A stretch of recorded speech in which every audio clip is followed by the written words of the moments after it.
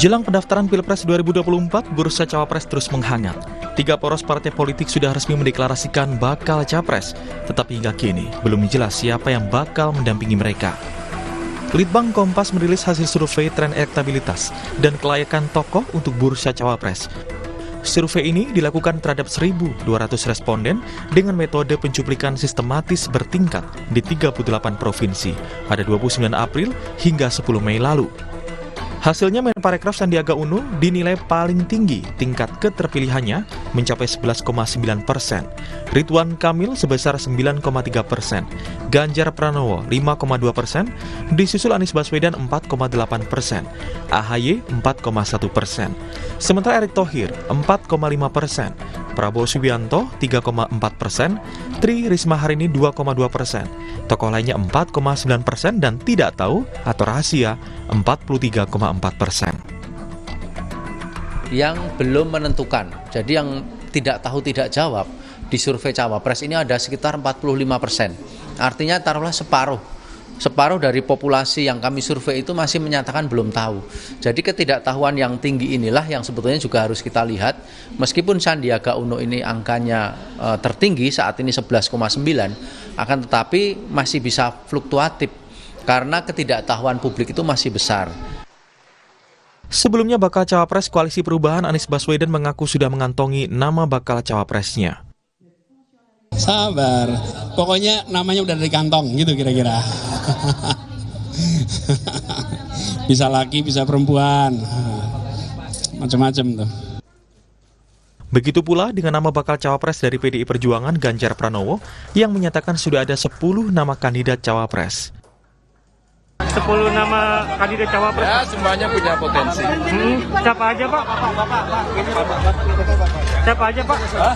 Siapa aja, Pak? Ya yang 10 itu. Ya, siapa aja? Ya itu. Kalau sama Imam Besar Istiqlal gimana, Pak? Pak, kalau sama Imam Besar Istiqlal gimana, Pak? Sama, semua potensinya sama. Ya. Koalisi Kebangkitan Indonesia Raya sudah solid mendukung Prabowo Subianto sebagai capres.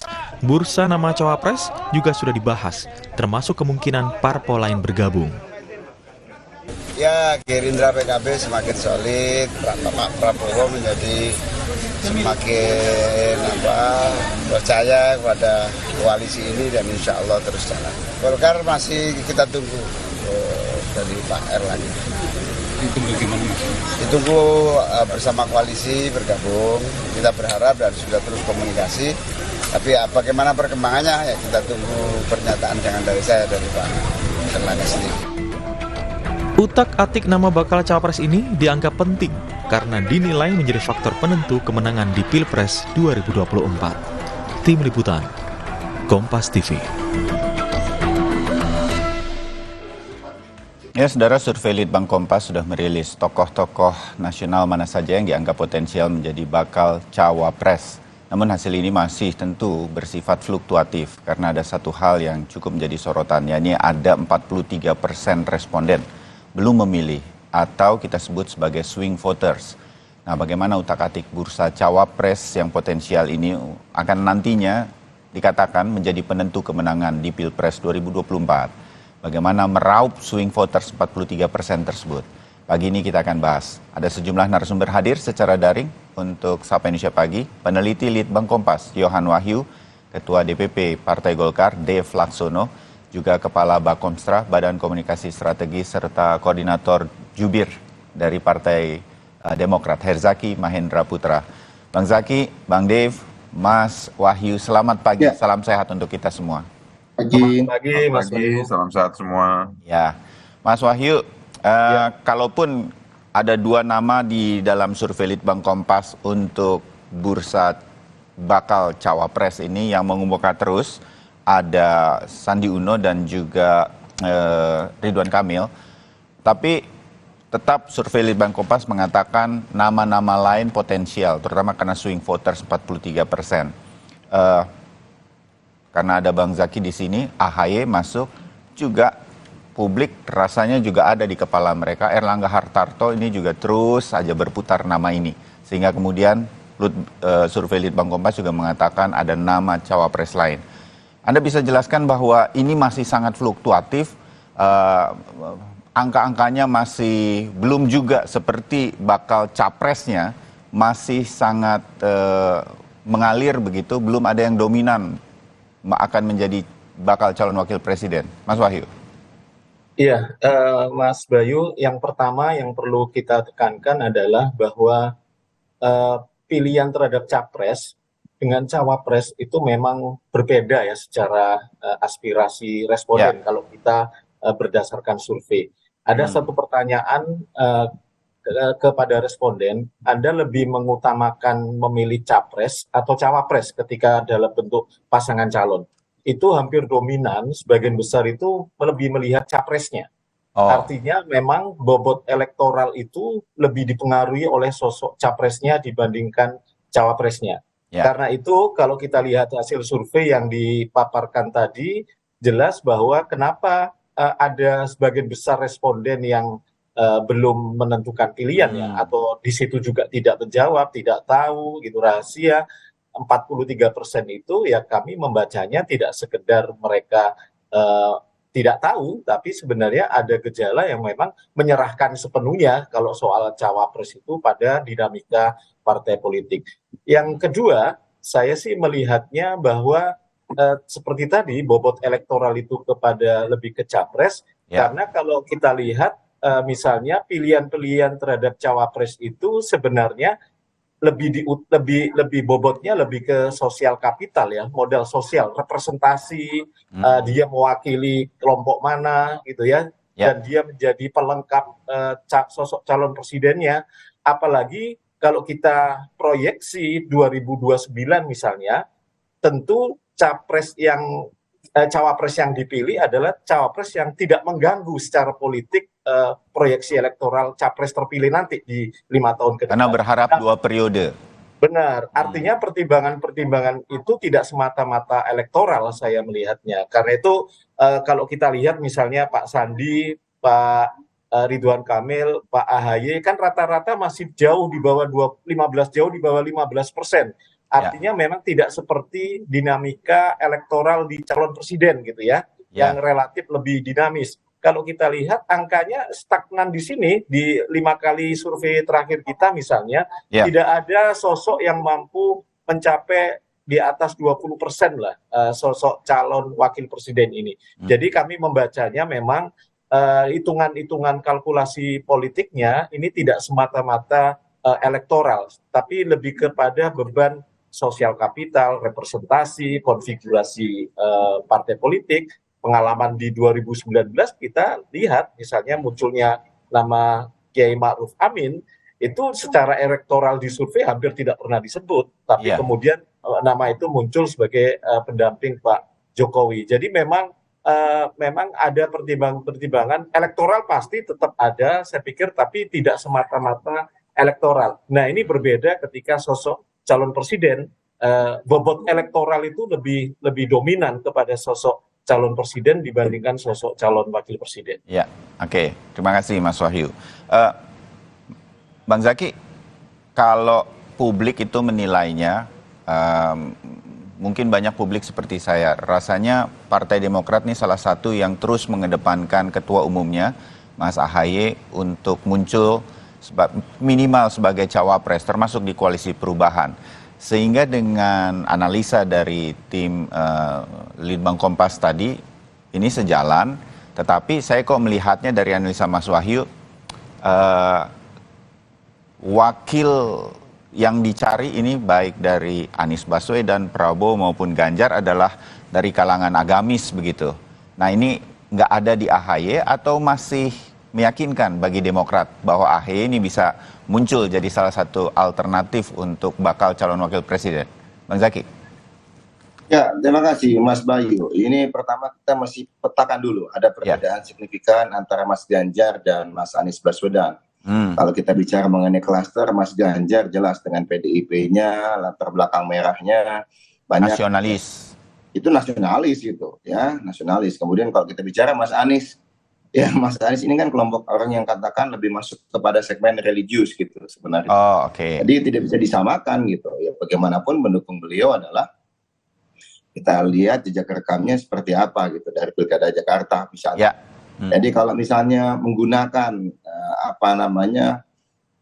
istilahnya atau asumsi atau data atau misalnya yang disampaikan oleh Mas Yohan, kita bicara mengenai nasionalis religius ini kan banyak tokoh menyampaikan ya, berarti kalau bisa Mas Ganjar nasionalis, nah beliau mencari sosok religius gitu. Ya sederhana, makanya beredarlah NU, tokoh ada Kiai Miftahul Ahyar katanya, lalu Nazaruddin Umar itu wajar saja gitu. Nah kalau misalnya kita gunakan postulat yang sama untuk Mas Anies, berarti sosoknya harus sosok yang sangat kental dengan nasionalisnya gitu loh. Jadi kalau kami lihat mengapa kemudian banyak muncul usulan bahkan dari 2021 ya, bukan dari kami ini tapi dari media bermunculan, itu Anies AHY bagi kami ya wajar-wajar saja, mungkin karena tadi sama dengan Mas Yohan tadi bahwa mesti ada unsur keterwakilan nasionalis dan religius. Karena 2021-2022 capres kami Mas AHY bukan Mas Anies gitu. Jadi kan nggak mungkin lah kami kemana-mana menggaungkan Anies AHY. Berarti mengapa kemudian Anies AHY beredar di mana-mana? Yaitu adalah aspirasi yang kuat dari masyarakat. Nah barulah kemudian di 2023 ini kami memilih Mas Anies Baswedan sebagai capres berdasarkan kesepakatan di dalam koalisi perubahan. Nah ini mesti saya berikan catatan buat saya berikan catatan juga dari hasil survei Litbang Kompas nih, Bang Zaki dan juga pemirsa Sapa Indonesia Pagi.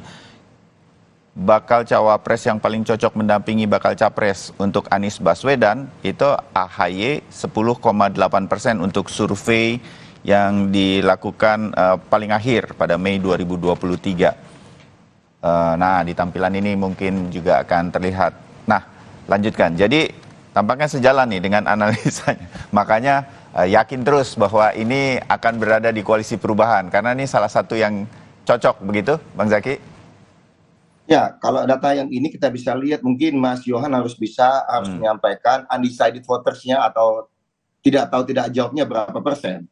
Masih besar sekali. Betul. 40% lebih setahu kami, ya kan? Jadi masih belum tuntas lah, masih jauh dari tuntas sebenarnya bicara mengenai tingkat keterpilihan tokoh yang layak menjadi cawapres. Tapi lagi-lagi kalau kita bicara mengenai tren lain yang disajikan oleh Kompas maupun teman-teman surveyor lain, Mas AHY ini selalu masuk 3 besar dalam sosok cawapres. Untuk capres selalu masuk dalam 5 atau 6 besar. Nah, kami mempelajari ininya saja gitu.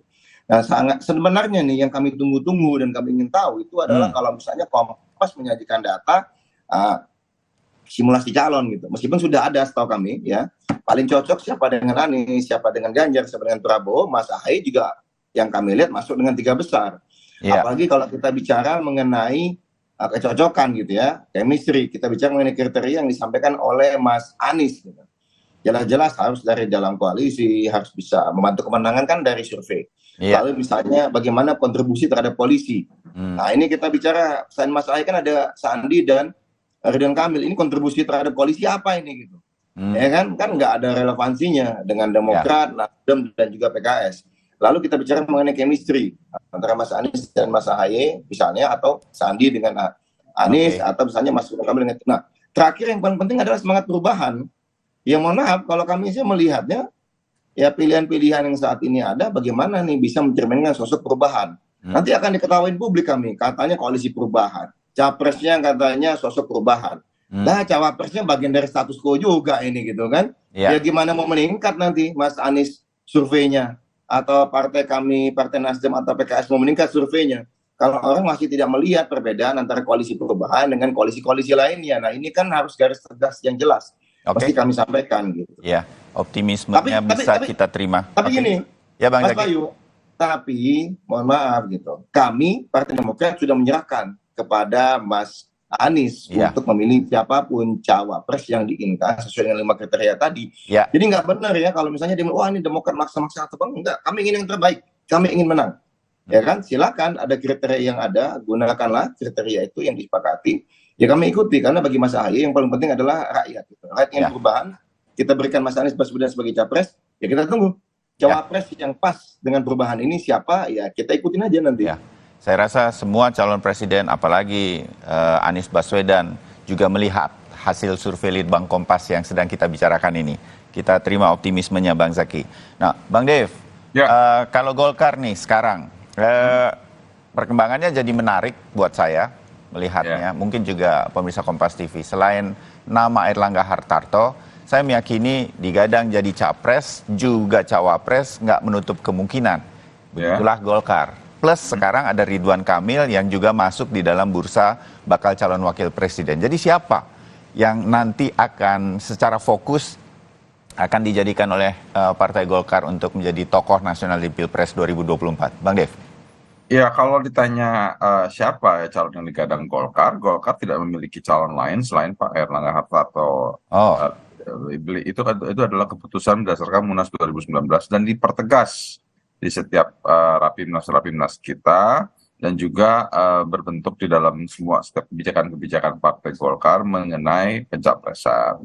Nah, itu kan kalau sikap dari Golkar internal. Tapi kalau ketika kita bicara mengenai koalisi, kan Golkar sudah membangun koalisi KIB, lalu kita juga membangun koalisi inti dengan PKB dengan tujuan untuk membuat koalisi besar, dan juga kita tidak pernah menutup komunikasi dengan semua pihak, dengan PDIP, dengan Gerindra, ya, ataupun dengan partai-partai lain, termasuk juga dengan Demokrat.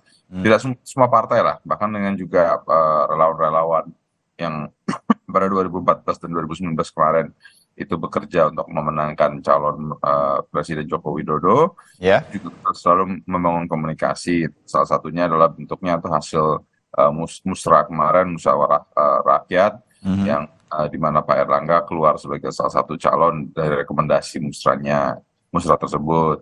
Nah, ini memang membuktikan bahwa Golkar itu belum menutup komunikasi. Kita terus berbicara dengan semua pihak untuk menentukan sikap secara bersama-sama. Tapi kalau ditanya sikap resmi Golkar saat ini itu masih tidak berubah, masih tetap sama, yaitu adalah Pak Airlangga Hartarto sebagai calon presiden kita.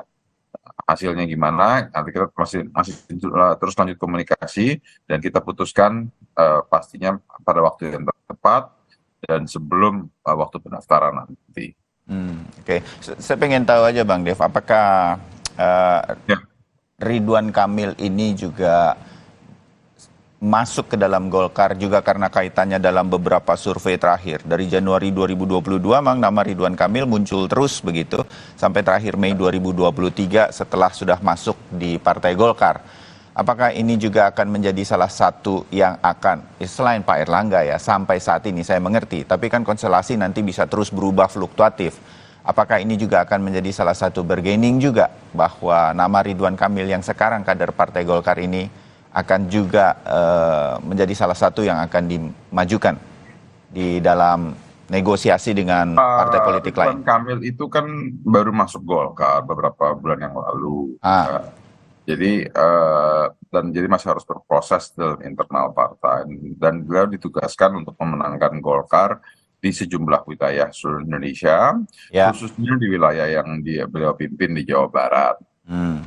Beliau memiliki sejumlah keuntungan dalam proses pemenangan ini, seperti saat ini menjabat sebagai kepala daerah, lalu juga popularitasnya sangat tinggi, dan juga jaringannya juga cukup kuat, dan namanya juga sangat amat dikenal baik oleh masyarakat. Nah, hal inilah yang membuat elektabilitas dan popularitas beliau itu melonjak luar biasa. Akan tapi seperti tadi saya sampaikan, sikap posisi Partai Golkar, kebijakan Partai Golkar mengenai pencapresan itu tidak ada perubahan, tetap bahwa kita itu mencalonkan Pak Airlangga Hartarto. Walaupun kita memiliki fleksibilitas untuk mencalonkan Pak Airlangga sebagai presiden atau sebagai wakil presiden. Tapi kebijakannya hanya terhenti di situ, tidak ada penambahan ataupun perubahan. Sampai saat ini masih di situ. Oke. Bang Dev, Bang Zaki, Mas Wahyu, kita lanjutkan setelah jeda sebentar lagi. Tetap bersama kami.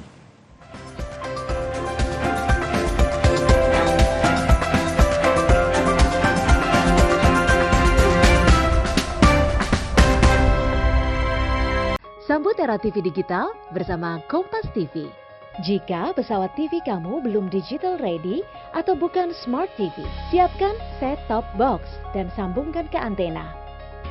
Kemudian pilih tombol setting pada remote TV, lalu tekan auto scan. Jika pesawat TV kamu sudah digital ready, cukup pilih tombol menu pada remote TV. Kemudian pilih setting, pilih saluran, lalu auto scan. Mudah bukan? Dengan menggunakan saluran digital, Anda bisa menyaksikan program-program terbaik Kompas TV dengan kualitas gambar serta suara yang lebih tajam serta jernih.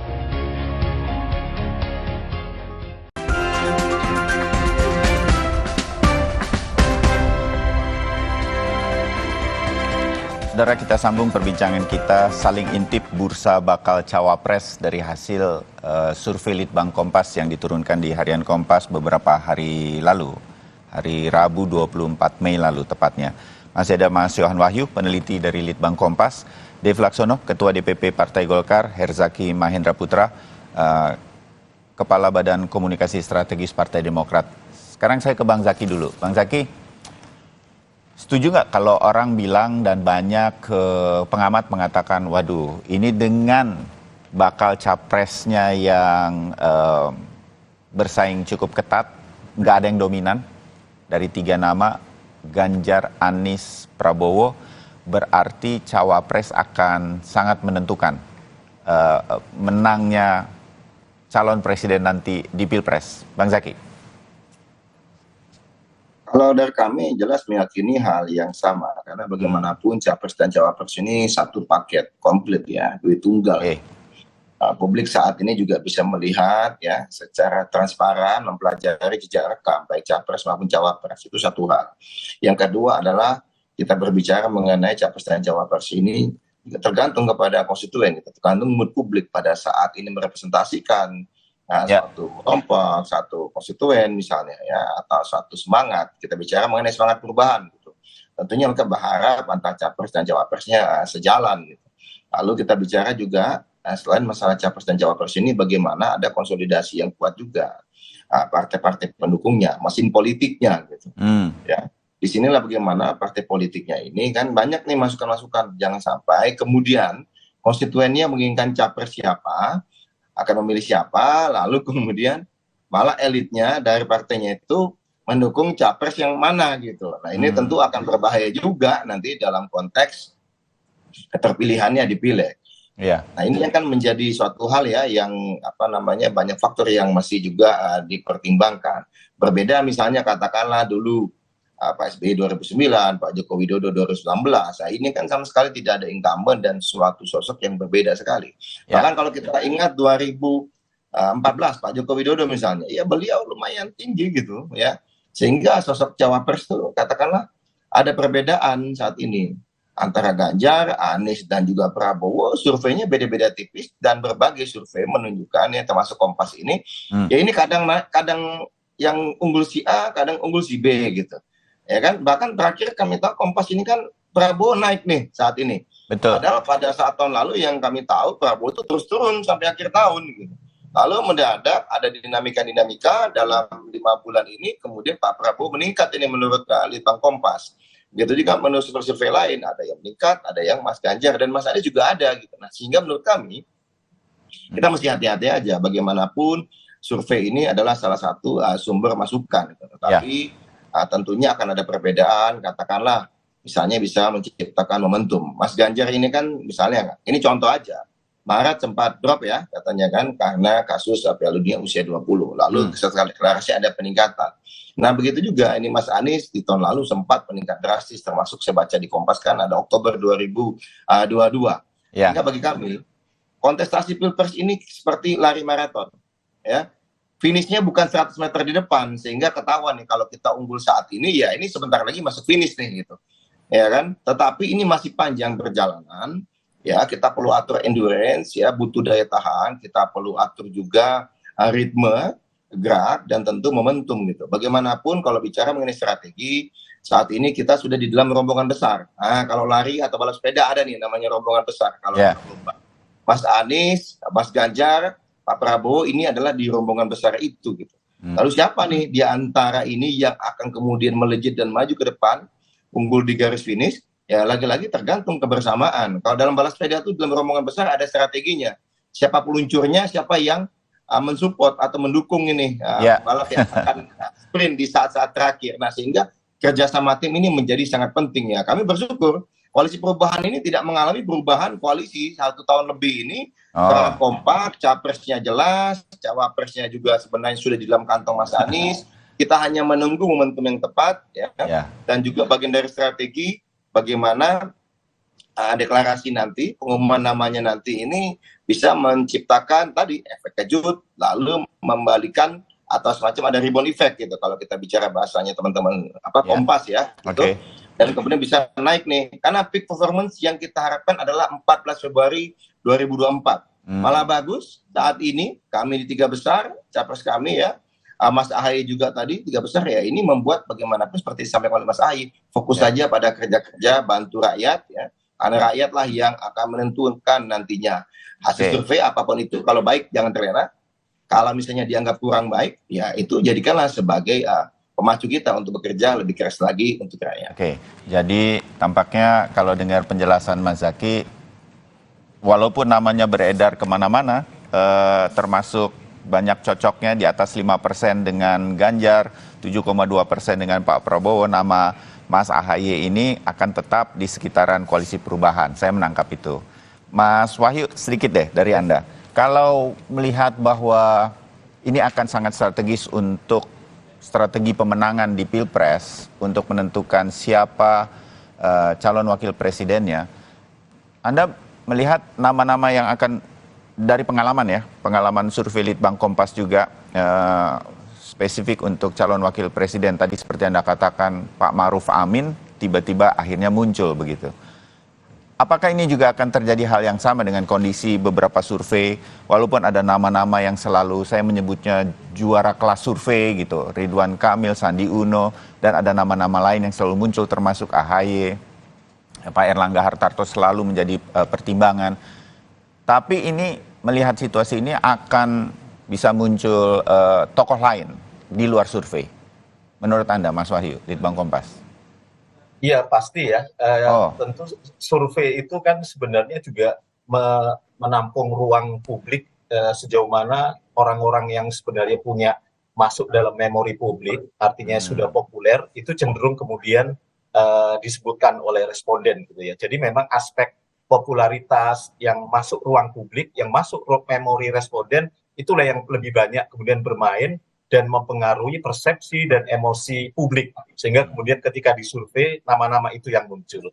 Saya sih melihatnya, tadi yang saya sampaikan di awal, Wapres ini bobotnya tidak sekedar elektoral. Dia akan lebih banyak bobot yang sifatnya non-elektoral, ya, pengalaman kemarin.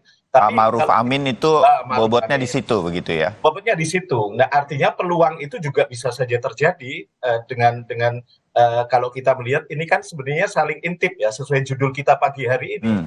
3 capres yang potensial kan Pak Anies, Pak Ganjar, dan Pak Prabowo ini saling intip. Siapa cawapres masing-masing lawannya? Karena kalau kita melihat ada 3 momentum yang bisa menjadi lonjakan elektoral, di mana di situ akan mempengaruhi persepsi dan emosi publik. Yang pertama itu deklarasi capres, yang kedua itu deklarasi cawapres, yang otomatis menjadi pasangan capres dan cawapres. Yang ketiga dalam momentum kampanye, dalam hal ini khususnya debat kandidat. Disitulah yang akan mempengaruhi persepsi, emosi, sehingga kemudian ketika nanti misalnya pasca debat kita survei, itu akan banyak potensi perubahan naik turun dinamika itu akan terjadi di situ. Nah kembali kepada potensi cawapres, saya pikir 2 kemungkinan itu bisa terjadi.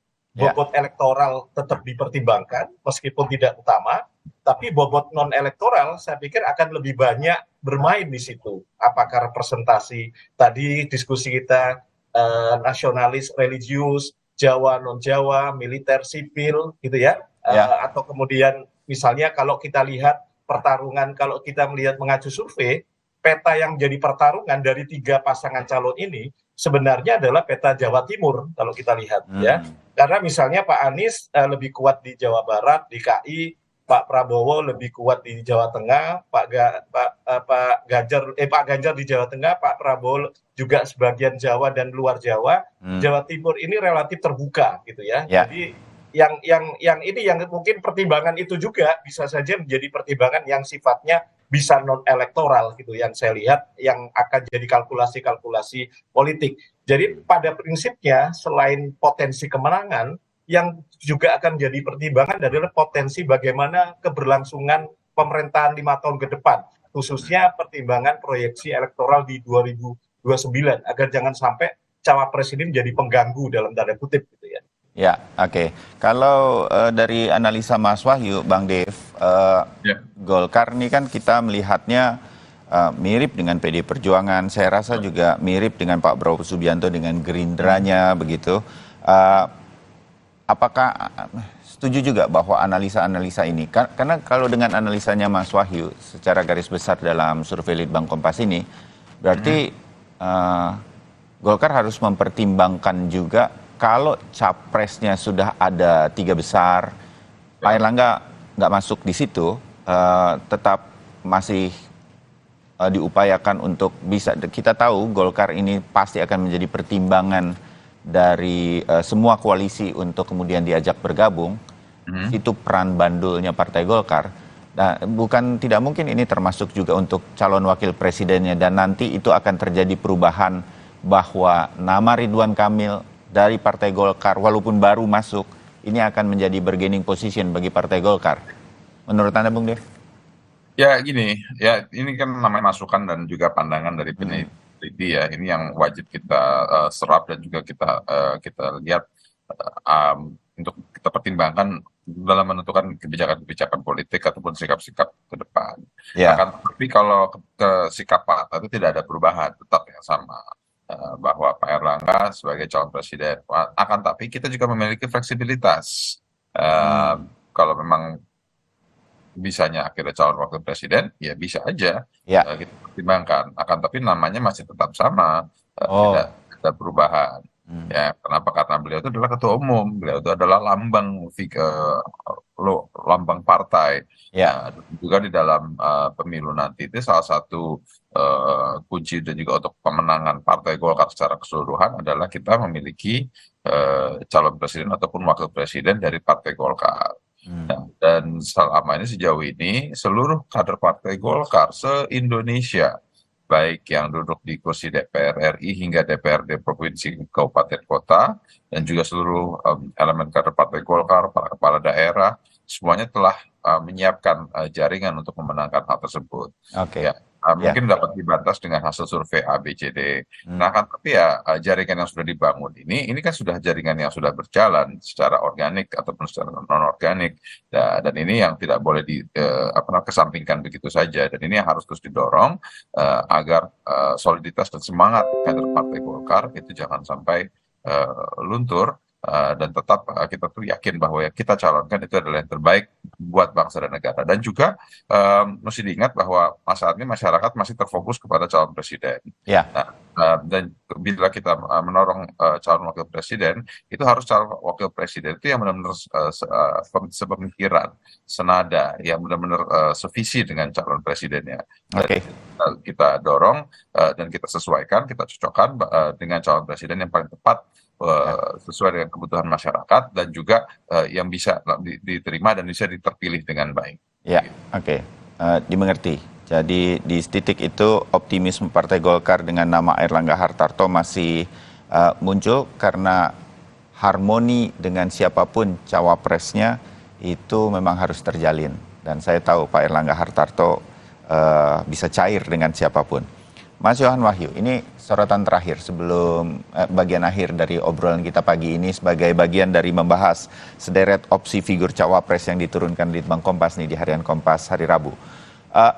Cepat atau lambat, karena tadi Anda mengatakan salah satu momentumnya adalah deklarasi cawapres dari masing-masing bakal capres nantinya, itu juga penting.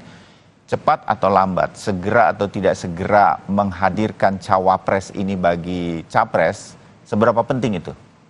Dan apakah ini akan mempengaruhi kemudian nanti 43% ini dalam survei selanjutnya itu akan mulai berkurang karena sudah mulai kelihatan. Sekarang kan saya menganggapnya, saya pun gitu masih bingung ini siapa sih sebenarnya akan menjadi bakal cawapres dari masing-masing bakal capres. Mas Wahyu. Iya, saya melihatnya 3 momentum tadi pasti punya potensi efek efek kejut lah kalau dari bahasa tadi. Jadi pasti itu akan mempengaruhi emosi, mempengaruhi persepsi, dan kemudian orang bisa saja kemudian dia tertarik atau tidak tertarik. Jadi karena persepsi dari kelindan gitu ya.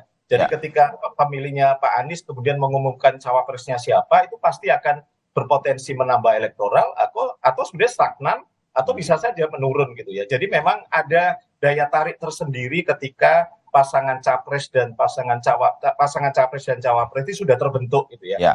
Jadi nggak asal cepat deklarasi cawapres, tapi juga harus tepat, gitu Mas Wahyu. Tepat. Karena itu kan sebenarnya momentum itu kan penting. Politik itu kan sebenarnya momentum ya. Jadi saya pikir ini kan 5 bulan sebelum pendaftaran banyak waktu yang sebenarnya bisa dilakukan. Bahkan kalau tadi logika Mas Bayu, bisa saja capres itu tidak hanya 3 orang gitu ya, bahkan bisa aja 2, bisa aja 4. Potensi itu kan sebenarnya masih terbuka lebar ya. Kita tidak tahu dinamika elit politik sampai sejauh mana saat ini. Tadi Pak Dev bilang bahwa sampai saat ini keputusan Golkar kan tetap ya tidak mengubah hasil Munas bahwa Pak Erlangga Hartarto tetap capres. Jadi kita jangan bayangkan capres itu 3 orang, 2 orang, bisa saja 4 karena memang konfigurasi perolehan kursi masih memungkinkan. Kemarin masih memungkinkan. Oke. Nah, dari kaitan itu Bang Dev, Anda setuju, tapi saya menangkap saja dan menyampaikan kepada Bang Dev dan terutama Bang Zaki, sebetulnya masyarakat berharap bisa cepat tahu nih siapa sih capres cawapresnya. Nah, ini penting juga bagi Golkar sebenarnya, atau memang harus saling intip terus sampai detik-detik terakhir, Bang Dev? Saling intip-intip, masa jangan intip kamar mandi aja ya. Iya, jangan. Gini, memang sudah terjadi animo ataupun juga rasa penasaran yang luar biasa di masyarakat tentang siapa calon presiden kita. Tapi ya jangan juga terlalu tergesa-gesa karena ya, segala sesuatu memang harus sesuai dengan waktunya. Karena kalau kita ingat waktu 2014 Presiden Jokowi itu baru dicalonkan resmi dari PDIP itu hanya beberapa hari menjelang pendaftaran. Ya, betul. Nah, ya, jadi segala sesuatu memang harus tepat pada waktunya. Walaupun pada saat itu animo masyarakat sudah sangat menguat, mengental, nah, tapi bukan berarti langsung dicalonkan. Jadi kita tunggu saja ya, yang memang sudah deklarasikan baru Pak Ganjar dan juga Anies. Pak Prabowo ini baru resmi kan calonkan oleh internal partai, tapi secara koalisi belum jelas, jadi tiketnya belum full. Nah, jadi semuanya masih serba menunggu. Ya kita sabar saja dulu, jangan terlalu tergesa-gesa karena semuanya itu akan indah pada waktunya. Oke, singkat Bang Zaki, hanya karena saya ada sedikit terbatas waktu. Sebetulnya yang kita tunggu cepat itu karena udah cepat deklarasi capresnya itu kan Koalisi Perubahan. Akan cepat juga nggak nih cawapresnya? Kan tinggal sama PKS sama Demokrat dan sudah ada kisi-kisinya dari Anda nih. Kalau agamis sudah, nasionalisnya gitu. Kok nggak dijreng juga? Bang Zaki? Ya, kalau dari kami melihatnya seperti ini, bagaimanapun kan ini adalah kebersamaan dari 3 parpol ini, ada pertimbangan juga dalam menentukan masalah momentum. Ya, kita masih hati-hati. Tapi ada 2 hal yang ingin kami ingatkan. Pertama, ini adalah Pilpres Indonesia, bukan Pilpres Jakarta, bukan Pilpres Jawa Tengah. Setuju. Kalau hari ini saya ngobrol misalnya katakanlah di Cibubur gitu, berdiskusi mengenai suatu hal diumumkan. Ini bisa hari ini, bisa besok paling lambat nyampe di katakanlah di Tanjung Priok gitu, atau di Cengkareng gitu. Begitu juga kalau di Jawa Tengah hari ini bicara di Semarang, mungkin hari ini atau besok teman-teman di Magelang sudah tahu. Tapi Indonesia gitu. Bahkan saya misalnya nih kan, dapil saya di Kalimantan Barat gitu. Kadang-kadang 1,5 jam perjalanan dari Pontianak ibu kota aja, itu masih ada yang sinyalnya, mohon maaf nih, nggak ada sinyal gitu loh, ya nggak ada sinyal, nggak ada apa, sehingga harus ketemu langsung. Itu satu hal. Yang kedua, ada perbedaan jelas antara sekarang dengan 2019. 2019 kita mau last minute bisa, kan Agustus menuju April 8 bulan. Kalau kita belajar dari berbagai pilpres, termasuk pilpres di Amerika misalnya, momentum itu adalah 6 bulan gitu minimal. Nah kalau sekarang mau last minute, ini November gitu, menuju ke Februari itu hanya 4 bulan. Waktunya sangat-sangat minim. Jadi kalau ada yang kemudian mengarahkan last minute, mungkin itu yang mau capresnya kalah mungkin gitu. Atau kalau mungkin momentumnya hilang. Momentumnya hilang gitu. Karena jadi Koalisi Perubahan akan segera dong mengumumkan deklarasi cawapres. Lihat, masih terus melihat situasi, karena bagaimana keputusan ini kan ada di Mas Anies Baswedan sebagai pemimpin koalisi, Demokrat, Mas Ahy punya komitmen, Kita berikan mandat kepada beliau, kami memahami memang butuh waktu untuk memutuskan. Ya, kalau kita bicara 6 bulan, berarti sebelum Agustus lah gitu, antara Juni atau Juli ini gitu. Ya. Karena bagaimanapun, Mas Yohan juga sangat memahami tentunya. Setiap bulannya itu tidak mudah untuk meningkatkan elektabilitas. Setuju. Tidak mungkin mendadak bisa naik 15%, 20% dalam waktu 1 bulan gitu. Itu butuh kerja keras, menanam fondasi di bawah, mesin politik harus diperkuat. Dan kenaikan tiap bulannya tentu tidak akan banyak. Jadi kalau misalnya baru di November memutuskan siapa cawapresnya, sedangkan katakanlah elektabilitasnya nomor 2, nomor 3, ya itu sama aja bunuh diri menurut kami gitu. Ya kan? Beda kalau nomor 1 dan sudah jauh nih meninggalkan capres-capres lain surveinya, ya mau last minute November, oke-oke saja gitu. Itu kira-kira dari kami. Ya, saya setuju dengan Anda. Saya rasa tidak akan terlalu mepet betul sampai di November, karena butuh kerja keras untuk seluruh Indonesia bisa mengetahui atau sosialisasi pasangan nantinya. Jadi kita tunggu Juli, Agustus seperti prediksinya Bang Zaki. Untuk pagi hari ini cukup dulu di sini. Biar kita makin panas, dan terima kasih sudah ditambah wawasannya dengan obrolan pagi ini. Bang Dev, Bang Zaki, Mas Wahyu, terima kasih banyak. Kita ketemu lagi. Ya, terima kasih. Selamat pagi. Wahyu, Bang Dev. Baik, Pak Zaki, Pak Wahyu. Saudara, kami masih akan kembali dengan informasi lainnya dan juga ada perbincangan nanti beberapa waktu ke depan. Kami akan jeda dan ada Ketua Umum Partai Gerindra yang juga Menteri Pertahanan Prabowo Subianto yang bertemu dengan Presiden Jokowi di Istana Bogor, Jawa Barat. Gestur politik apa ini dan apa saja yang dibahas? Usai jeda kami sampaikan informasi selengkapnya.